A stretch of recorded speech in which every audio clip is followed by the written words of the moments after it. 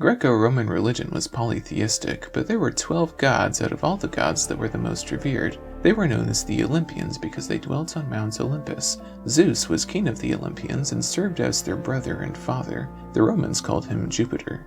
He was a sky god and ruled the day and the storm. He was often depicted with a thunderbolt in his hand. Zeus's brothers were Poseidon, who ruled over the sea and caused earthquakes, and Hades, god of the underworld where the dead went. The Romans knew Poseidon as Neptune and Hades as Pluto. The gloomy underworld was named after Hades. Hades is also the name the New Testament writers use when describing the place where people go when they die. Zeus's sister wife, Hera, or Juno, was queen of heaven and goddess and guardian of marriage and the home.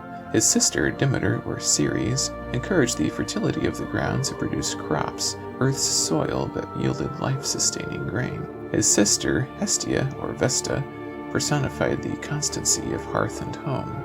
Zeus's oldest daughter was Athene, or Minerva, goddess of wisdom, who came out of his head fully formed. Zeus's son, Apollo, was the god of self-discipline, health, masculinity, prophecy, and art. Apollo's twin sister, Artemis, or Diana, was the virgin patron of flora and fauna and the hunt. Zeus's other Olympian children were Hermes, or Mercury, messenger of the gods and the guide to the underworld, Ares, or Mars, god of war, Aphrodite, or Venus, the embodiment of femininity and sex appeal, and Dionysus, god of wine. When Dionysus ascended to Mount Olympus, Hestia was demoted, and he took her place, so the Olympians remained 12 in number.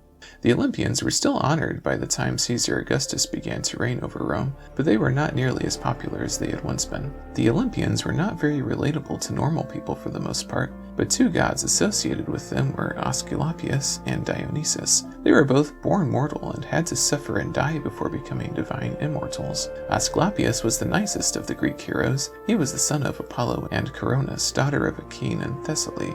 Aesculapius had the gift of healing, and eventually he was able to raise someone from the dead. But Zeus didn't like this, and he struck Aesculapius dead with lightning. After his death, he became a god and the patron of medicine in the Greco-Roman world.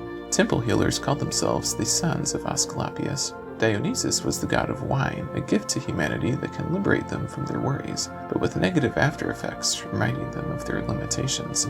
Scholars of world religion and mythology notice many parallels between the stories of heroes and gods from broadly diverse cultures and eras. While Jesus is a historical person and Dionysus is a myth, their life stories are both examples of an archetypal pattern. Dionysus is the son of Zeus, king of the Greek gods. Jesus is the son of God. Dionysus is the son of Semele, a virgin princess of Thebes. Jesus is the son of Mary, a virgin of Nazareth. Dionysus survives an attempt by Hera to kill him as an infant. Jesus survives an attempt by King Herod to kill him as an infant. Dionysus performs miracles to inspire faith in his divinity. Jesus performs healings and other miracles. Dionysus battles supernatural evil in the form of titans. Jesus resists Satan and exorcises demons.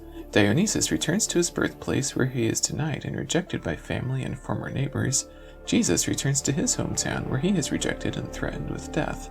Dionysus invents wine and promotes his gift to humanity throughout the world.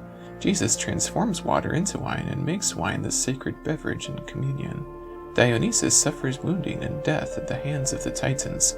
Jesus suffers wounding and crucifixion at the hands of the Romans. Dionysus descends into the underworld. Jesus descends into the underworld. Dionysus rises to divine immortality, joining his father Zeus on Olympus. Jesus is resurrected to glory and reigns in heaven at God's right hand. Dionysus evangelizes the world, establishing his universal cult. Jesus directs his followers to evangelize the world. Dionysus punishes his opponents who denied his divinity. Jesus will return to pass judgment on non-believers. Mystery religions also played a large part in Greco-Roman society. They were cults whose members took oaths of secrecy. These groups believed that people could be awakened to find their divine potential and become immortal in the next life. They see the physical realm as bad, and death as a way to free the soul from its bodily prison. The biggest of the mystery cults was the cult of Mithras, which actually became the official state religion of Rome in the 3rd century AD. Mithras was originally a Persian god whose cult showed up in Rome in the 1st century AD, where it basically transformed into something new entirely that relied heavily on Greek astrology. Members met in caves where they left evidence of their beliefs carved on the walls. The pictures show that Mithras was a star god who reigned over the zodiac. He was also born from a rock on December 25th, then calculated as the winter solstice.